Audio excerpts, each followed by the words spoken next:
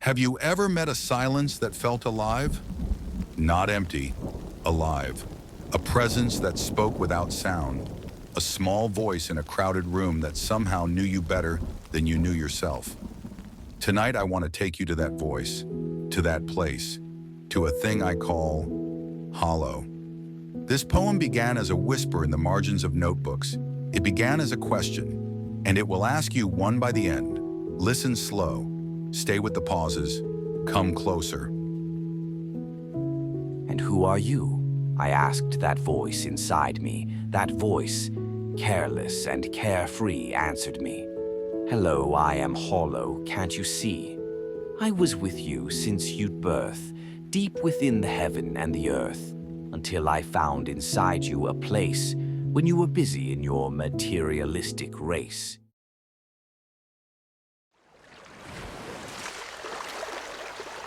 A childlike question, an unexpected reply. Notice the tone, careless, carefree. Hollow announces itself without drama, as if it always belonged. Does that surprise you? How often do we discover things only because we finally stop running? When was the last time something inside you answered back? And what happens when that voice keeps speaking? And you had now discovered me when you are alone and can't hear others or see, which means now you've grown up. And I can now say to you, what's up?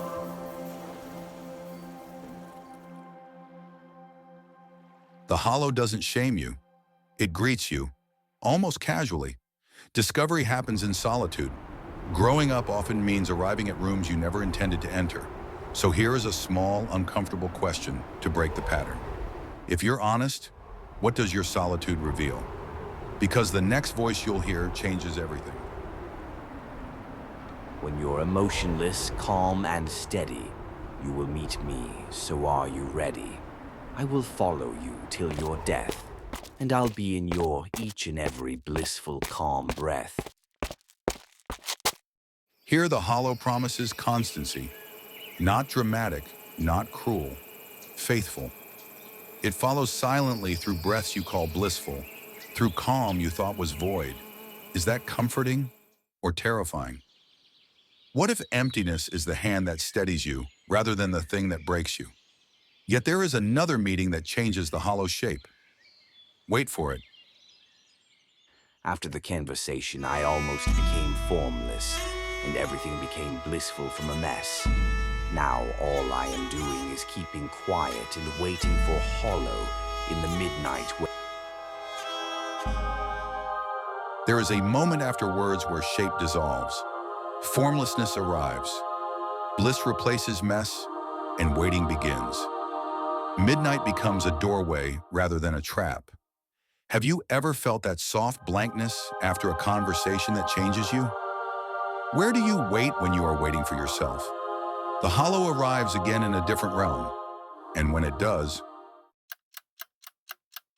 where it comes, and I am in another realm where there is no happiness, no misery, no sufferings and pain, where there is nothing to lose, nothing to gain. This stanza strips everything away. No labels, no stakes, only pure being. No loss, no gain. It is terrifying because it asks, who are you when everything that defines you disappears? And it is kind because in that removal, we might finally breathe. Would you step into a place where nothing matters, just to find out what remains?